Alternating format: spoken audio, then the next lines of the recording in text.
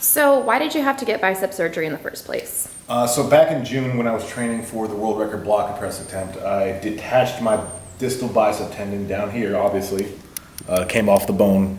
I didn't have any bruising or any swelling or disfiguration, so I didn't know. I thought I just tweaked something for about a month, actually. And I tried to rehab and train for that record again, and it just wasn't happening, so I finally went in, and they were like, hey, you detached your bicep. And I was like, oh, shit. I had no idea. I thought, so yeah, and then I had to have the surgery, obviously, to save it, because the longer you go, the more it atrophies, and the less likely it takes. But luckily, my ortho took care of it, got it attached pretty good, and I'm still a little bit of inflammation, as you can see. It's a little swollen right there on the backside, but we're gonna get there. We'll be all right. So was the bicep fully detached? So the MRI said it was fully detached. When he went in there, he said there was the way he described it, there's a couple of threads hanging on, which he said made it more complicated because he had to detach those, find the pieces that had protracted. The one good thing is those, because it wasn't fully detached, it didn't go all the way up in. So my range of motion, that's why I can almost straighten my arm right now, because it kept that range of motion pretty well still. So that should aid in my recovery. So it was a more complicated procedure, but luckily I had a very good surgeon. How did you pick your surgeon? I was going around, he's actually the guy who did my surgery on my knee. I was going around looking for just someone that can help me, someone that I could talk to and understand, and I felt confident with, that he explained things to me like I'm a Michael Scott, like I'm a fifth grader, you know? Because anybody that can break down that smart of that sciencey crap and make me understand, that means you're pretty good at what you do. Because I don't know anything about that. So All right. So what are you doing? I am doing my active assistant flexion and passive extension exercise. And what is that supposed to do? These are the baby steps. I'm 1 week post-op of the bicep reattachment. So these are the baby steps to get my bicep tendon working again so I can do things. And how long until you can do things again? I had some atrophy in the tendon. They're trying to tell me a year till I get the full size of the tendon back before the injury. But 6 months, I think. 6 months or less, I'm gonna be back. 6 months or less? That's the target. I'm gonna cut it in half. So what are you gonna do to cut the time in half? Well, one thing, I'm gonna keep training, because as you train, just weightlifting in general, whether it's legs or anything, it releases testosterone and growth hormone naturally, which is gonna increase the healing process. So most people, they use this as an excuse not to train, but the more you train and work around it, the faster your body's gonna heal. How are you going to prevent overtraining and hurting your bicep again? I have a sling I'm gonna use for my lower body days to prevent my left arm from actively taking a role in the training. And overtraining can be prevented pretty easy. I can't train much. So it's fun. We're gonna get back and I'm gonna get that world record.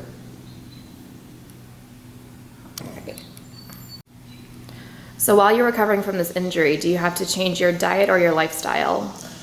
Yeah, so I'm going to, you don't want to be inflamed, right, when you're recovering necessarily too much, because there's enough going on anyways. So I'm cutting down carbs to prevent some inflammation. I'm trying to stay away from, obviously when you cut down on carbs, you cut down on the gluten. I say gluten because it's a trigger word, but realistically just any kind of grains and stuff like that. Stick with meats. I'm going to try and stay away from dairy as much as possible. Really just to keep my body functioning with protein and some fats, some healthy fats, oils and stuff like that to assist in the recovery process. What about rehab or physical therapy? So, there's a big myth. Physical therapy isn't always necessarily needed with an injury like this, with this recovery. A lot of it is orthopedic directed and athlete kind of tested, where I kind of gauge how it feels and what it feels. Physical therapy only helps so much with something like this. So I'm going to reach out to some very good friends I have and get some assistance that way, recommend exercises and time frames. But as far as traditional physical therapy, I am in the Army, so I don't trust them.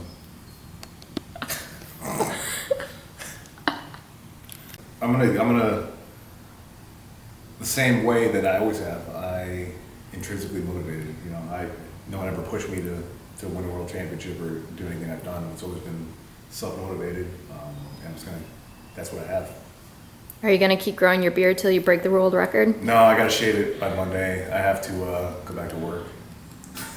So this was a one-time thing, 10 day. It was beauty. Oh yeah, look at that. It don't grow in here so much, or right here. It goes in a little bit here. I call it the deer tail look. I throw E on the end, makes French fancy like. Say, are you doing an accent on purpose? You ever see Joe Dirt? No. That was a direct quote from Joe Dirt. So with this passive active motion, how often are you supposed to do it? Is it for reps? Is it just for time or feel?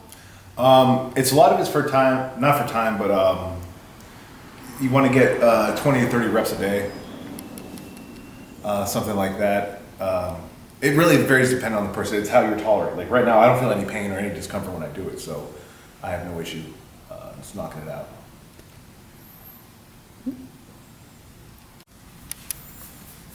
It's all. What's flaking off? That's my skin. I was in that stupid cast for 10 days. It's gross. At least the small incisions, they didn't mess with my tattoos too much. These come off in a week. Do you have to go back to get that off? No, he said I can just peel them off in a week. I'm excited. I mean, like I said, I almost have full range of motion already. Extension up. Shit, I might be more straight than my right arm. Looks pretty even. But yeah, we'll see. It's just. Yeah, your hand's still discolored from the surgery. Yeah, it's weird. It's a weird situation, but we're gonna pull through it. We'll be alright. When do you think you'll be able to start actually training upper body and pressing again? I'm waiting on some opinions on that one. Of course, the ortho doesn't want anything with my left arm weight bearing wise for at least 2 months minimum, 4 months preferably. So I mean, once again, that's an outlook for a normal kind of person, not an athlete. So I'm going to work with some people and we'll kind of get a better time frame. I don't have a good idea yet, but I should have one soon here. Because thankfully, I have a wonderful support system. I'm very blessed to know some great people. So we'll figure it out. Or I'll just YOLO it. I don't know. I haven't decided.